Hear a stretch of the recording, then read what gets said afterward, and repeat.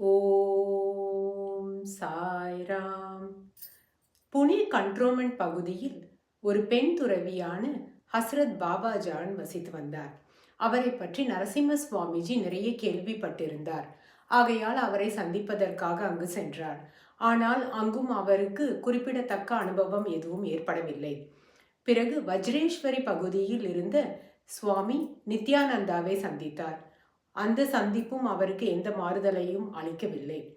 இவருடன் சித்தாருத ஆசிரமத்தில் இருந்த சுவாமி முக்தானந்தா அவர்கள் பூத்கான் பகுதியில் இருந்தார். அவருடன் சேர்ந்து நரசிம்ம சுவாமிஜி ஒரு நாள் முழுவதும் நாம சங்கீர்த்தனை செய்தார்.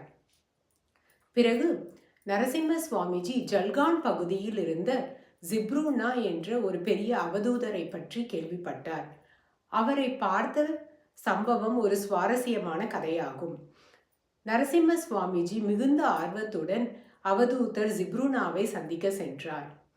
ஆனால் இவர் அங்கு சென்ற பொழுது ஜிப்ரூனா அவர்கள் ஒரு குப்பை மேட்டின் மீது அமர்ந்து கொண்டு அங்குள்ள குப்பைகளை கிளறி விளையாடி கொண்டிருந்தார். இதை கண்ட நரசிம்ம சுவாமிஜிக்கு பெருத்த ஏமாற்றம் அடைந்தார்.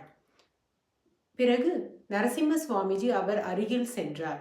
அவர் அருகில் சென்ற பொழுது அவதூதர் ஜிப்ரூனா மீது ஒரு அழுக்கோ தூசியோ அல்லது எந்த துர்நாற்றமும் வராதது கண்டு நரசிம்ம சுவாமிஜி மிகவும் வியப்படைந்தார்.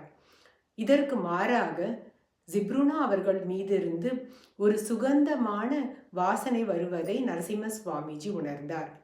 ஜிப்ரூனா அவர்களுடன் தங்கியிருப்பதே பெருத்த பாக்கியம் என்று கருதினார் நரசிம்ம சுவாமிஜி.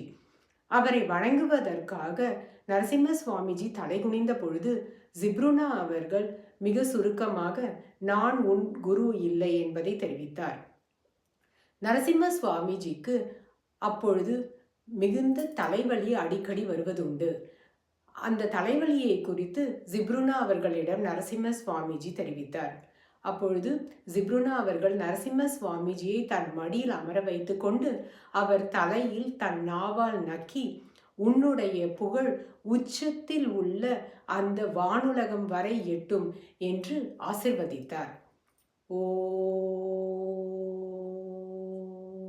சாய்ராம்.